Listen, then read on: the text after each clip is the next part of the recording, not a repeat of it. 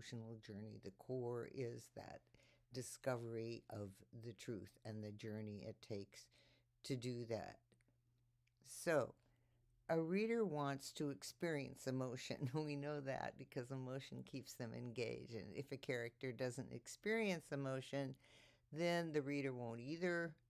And while your detective may not experience an inner journey to a new recognition, emotional connection with the reader is totally essential. It is essential. You want that emotional connection. So rather than one big character arc, mystery writers reveal emotions through character detail and scene construction. So there's a lot of emotional work that's going on with your detective within the story, and it happens scene by scene. So it's just a different way of approaching what that emotional connection is with your reader. So a detailed character background is going to help you target your protagonist's weaknesses, and readers empathize with weaknesses.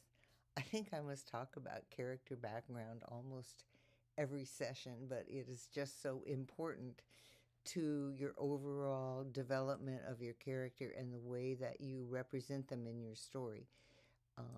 Your focus should be on understanding your detective's personality rather than their height and their weight and their eye color and all those things. And you could change those physical details and still have the same personality. And that personality is what connects your reader to your detective and makes them care about solving that mystery puzzle. And it is the same thing that drives your character into conflict and helps them find resolution.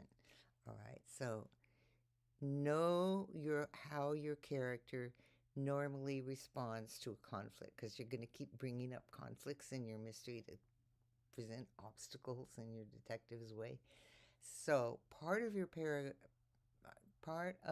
character background is going to be ways that your detective responds to conflict and responds to different types of conflict. And your novel is just built on conflict, and you're going to be throwing many plot elements to thwart your character's plans and introduce your reader to the normal responses early on. That's why having that little conflict at the beginning of your story just sets your reader up for the bigger conflicts that are going to come later in the story. So when you do that at the beginning, then you can put your character in a situation where the normal response doesn't work. The reader's all set up at the beginning. Oh, I know how this detective reacts to somebody who's angry, for instance. And then later on, when they're interviewing a suspect, for example, and that suspect gets angry, but the detective at that point in time is just totally focused on getting the information they want to discover who committed the crime. And so their response may be different than it was at the beginning. And each time you do that, your reader, well, two things happen. One, you're creating emotional depth for your character. And two, you're setting up your reader so that what they expected to happen doesn't happen. Oops, there's more to this detective than I thought there was. It's like not a one-dimensional character, and that's where your character background is really going to help you. If you make a list of the different ways that your detective responds to conflict and different types of conflict, you're going to have a wide range of those little emotional hooks that engage your reader. Your novel is built on conflict, and so you really, really want every conflict to have an emotional component that ties your protagonist to the reader. And if you go back and look at some of the sessions I've done about scenes and how there's a conflict in the middle of each scene, that's where we're going to have that emotional change within the scene. So you can think of them as mini character arcs if you want. The detective enters the scene with one emotional set, has a conflict, things change, and they leave the scene with a different emotional set.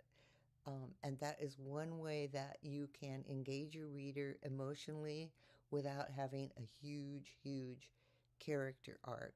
So if you think about detectives in series, you'll find that this is the way that the authors create that emotional connection rather than having this giant emotional revelation at the end of the story where the character realizes their flaws and makes a change and makes an emotional change.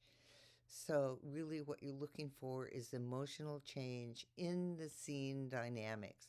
And that's how you're going to get that emotional engagement with your reader and how you're going to create those emotional moments within the story.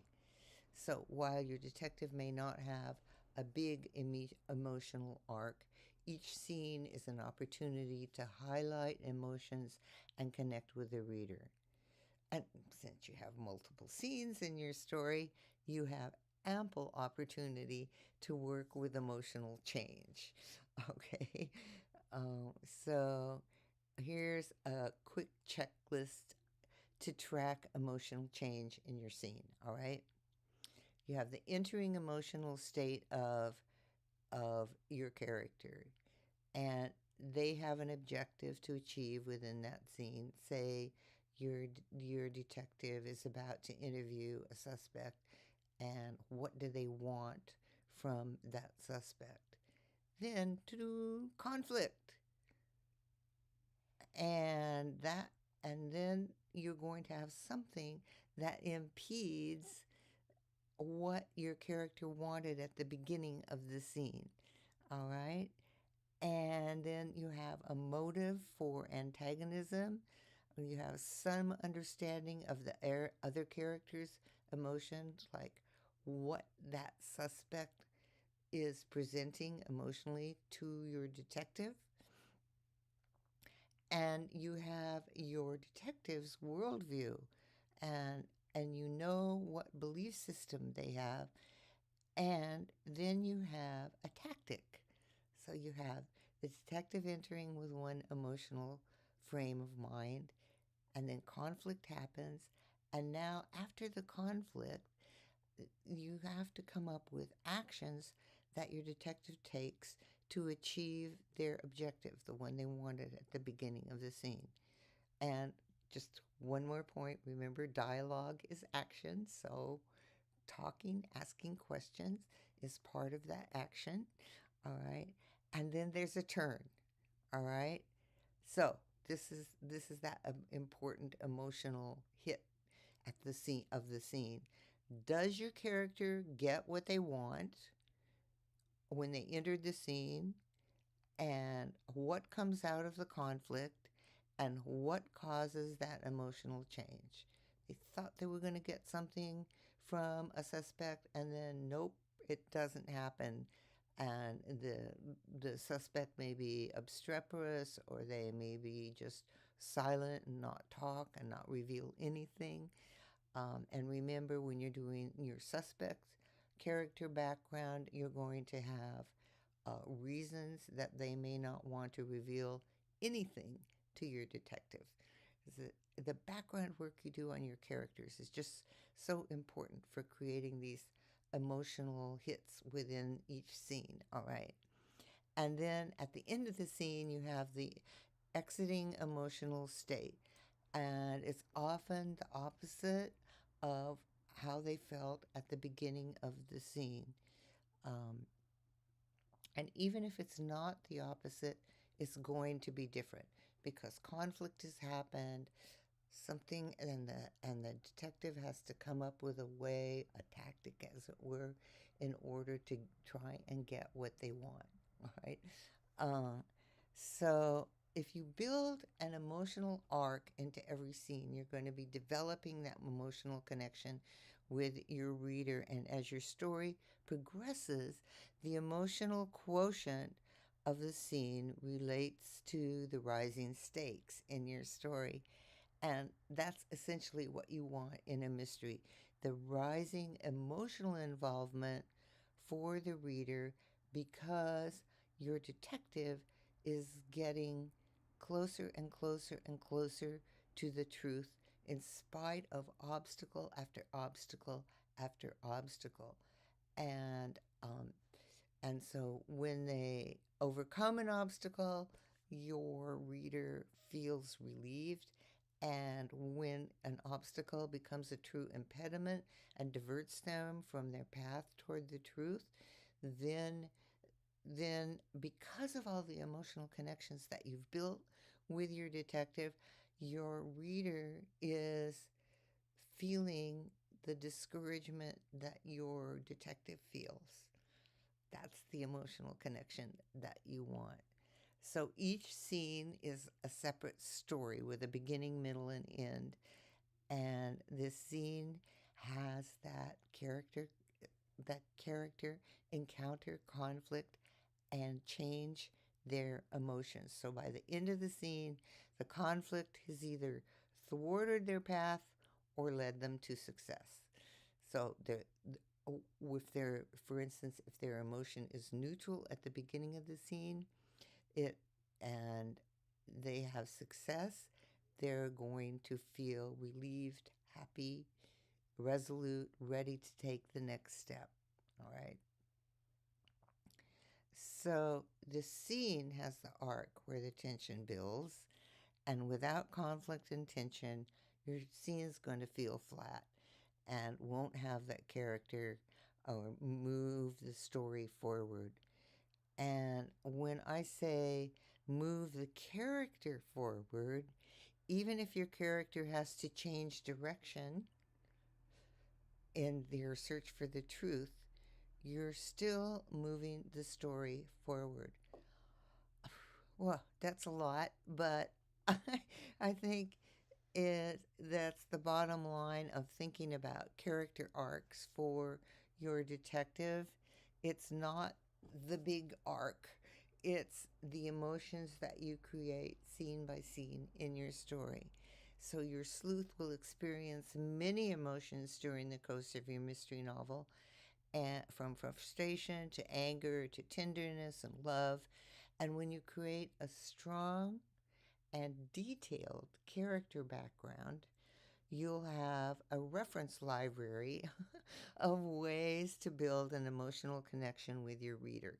So, especially if you in that background you do that emotional responses to conflicts and different kinds of conflicts, you're armed and dangerous when you start writing a scene, because you know that whatever conflict you present to your detective, you're going to have a way for them to respond, which is going to emotionally engage your readers.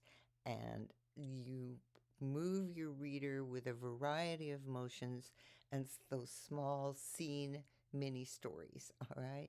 And in the end, you'll create multiple emotional connections with your reader, and your hero will solve the crime, and you're going to have a happy, happy mystery reader. Okay, I hope that helps.